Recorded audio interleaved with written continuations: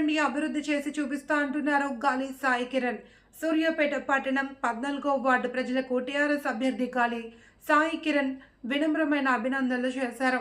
ఈ సందర్భంగా ఆయన మాట్లాడుతూ తాను ఖాళీ హామీలతో కాదు, నిజమైన అభివృద్ధి సంకల్పంతో సేవాభావంతో ప్రజల ముందుకు వచ్చాను అని అన్నారు. 14వ వార్డు ఎన్ని సమస్యలతో బాధపడుతోందో, రోడ్లు, డ్రైనేజీ, తాగునీరు, పారిశుద్ధ్యం, వీధి దీపాలు, పేదలకు గృహాలు, యువతకు అవకాశాలు వంటి అంశాలు ఇంకా పూర్తి స్థాయిలో పరిష్కారం పొందలేకపోయాయి అని, ఈ పరిస్థితి మారాలంటే బలమైన ప్రభుత్వం, స్పష్టమైన నాయకత్వం, అనుభవజ్ఞులైన పాలకులు అవసరమని, అది కేవలం బీఆర్ఎస్ పార్టీతోనే సాధ్యమని ఆయన స్పష్టం చేశారు.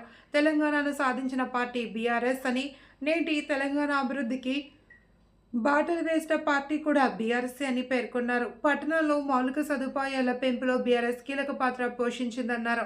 అలాంటి పార్టీ నుండి 14వ వార్డు అభ్యర్థిగా ప్రజల ముందుకు తాను వస్తున్నాను అని, తానే అధికారుల తలుపు తట్టే వ్యక్తినని, ప్రజల తరపున పోరాడే నాయకుడు అని అన్నారు.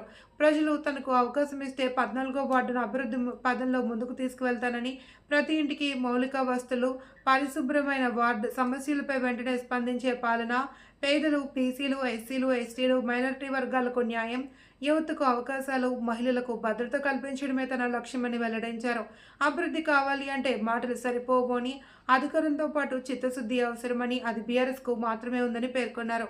కావున 14వ వార్డు ప్రజలు తమ ఓటు ద్వారా అభివృద్ధిని, బలమైన నాయకత్వాన్ని ఎంచుకోవాలి అని ఆయన పిలుపునిచ్చారు. కార్యక్రమంలో గుండుపునేని కిరణ్, భవానీ శ్రీనివాస్, రేణుకా శ్రీనివాస్, గాలి శ్రీనివాస్, నర్సయ్యలతో పాటు పలువురు నాయకులు, కార్యకర్తలు పాల్గొన్నారు.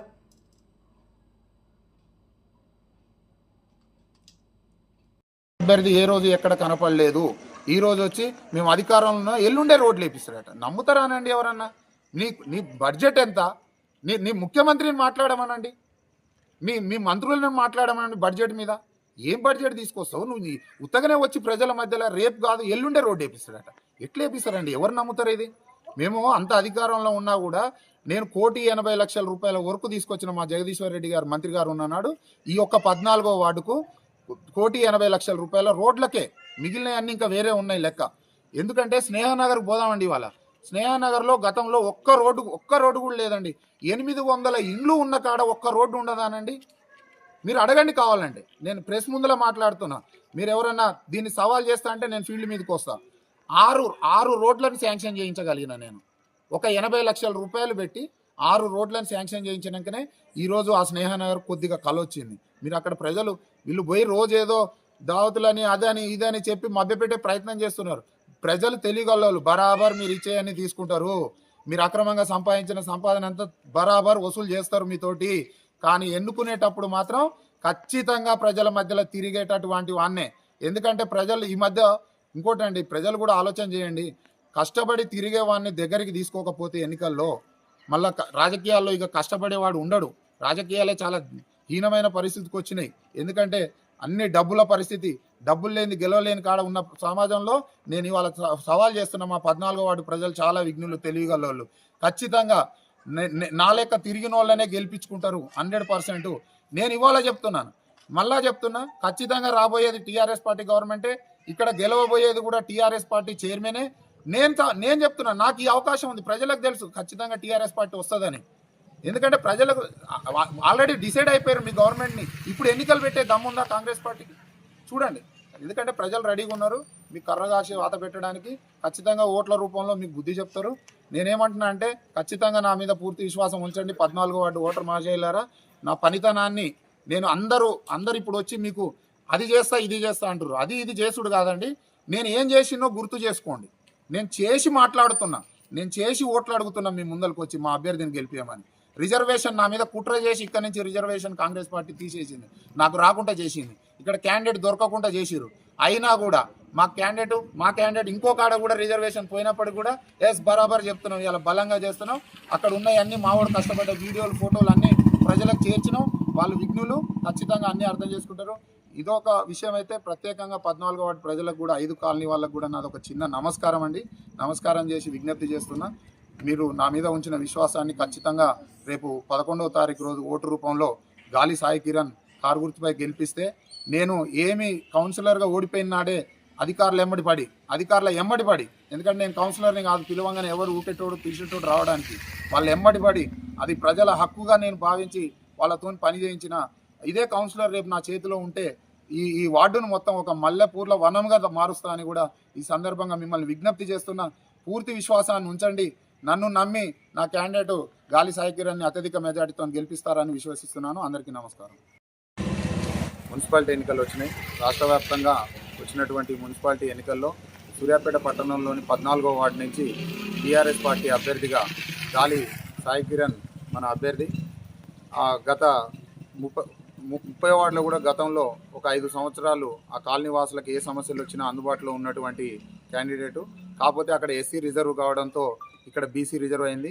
ఇక్కడ మేము కూడా మన పార్టీ తరపు నుంచి 5 సంవత్సరాల నుంచి చాలా కష్టపడి ప్రజల మధ్యలో ఉండి పూర్తి విశ్వాసాన్ని చూరగొన్నాం. మేము తిరిగినంత తిరుగుడు ప్రజలకు అందుబాటులో ఉన్నంత ఏ పార్టీ వాళ్ళు కూడా అందుబాటులో లేరు. గతంలో ఇక్కడ బీజేపీ క్యాండిడేట్ గెలిచినారు. ఏ రోజు కూడా ఒక్కళ్ళ కాడకు వచ్చి కూడా సమస్యల గురించి మాట్లాడిన పాపాన పోలేదు. వాళ్ళు రాలేదు, వాళ్ళని నిలబెట్టిన వాళ్ళు కూడా రాలేదని ప్రజలే మాతో చెప్తున్నారు. ఏది ఏమైనప్పటికీ మేము ప్రజల మధ్యలో ఉండేవాళ్ళం కాబట్టి నిలబడ్డ కాంగ్రెస్ అభ్యర్థి కూడా ఏ రోజు ఇక్కడ వచ్చి చేసిన నిర్ణయాలు వచ్చి ఏదో మేము మా అధికారంలో ఉన్నాం, ఈ అధికారం దానికి మేము అన్ని రోడ్లు తీసుకొస్తాం, వాటర్ తీసుకొస్తాం అంటుండు. అధికారంకి వచ్చి 2 సంవత్సరాలు అయింది, ఆ సంగతి మర్చిపోయింది మరి ఆ క్యాండిడేట్. నేనేమంటున్నా అంటే నిజంగా పనిచేసేది ఉంటే ఎన్నికలు ప్రజలు కూడా చాలా తెలివిగలవాళ్ళు, మీరు చెప్పే అన్ని నమ్ముతారని అంత పిచ్చిగా మేము అనుకుంటలేదు. ఎందుకంటే 5 సంవత్సరాలు అందుబాటులో ఉన్న అభ్యర్థులని కాదని ఇవాళ వచ్చి ఏదో ఎన్నికలు అనగానే కాంగ్రెస్ పార్టీ వాళ్ళు వచ్చి మేము అధికారంలో ఉన్నాం, అది చేస్తాం. అధికారంకి వచ్చి 2 సంవత్సరాలు అయింది, ఏం చేసిరని అడుగుతున్నాం మేము. జనం కూడా ఇది వింటారు కదా, నిజమే కదా, 2 సంవత్సరాలు అయింది, 2 సంవత్సరాల్లో చేయని ఆయనకి ఇప్పుడు చేస్తాడంటే ఎట్లా నమ్ముతారు?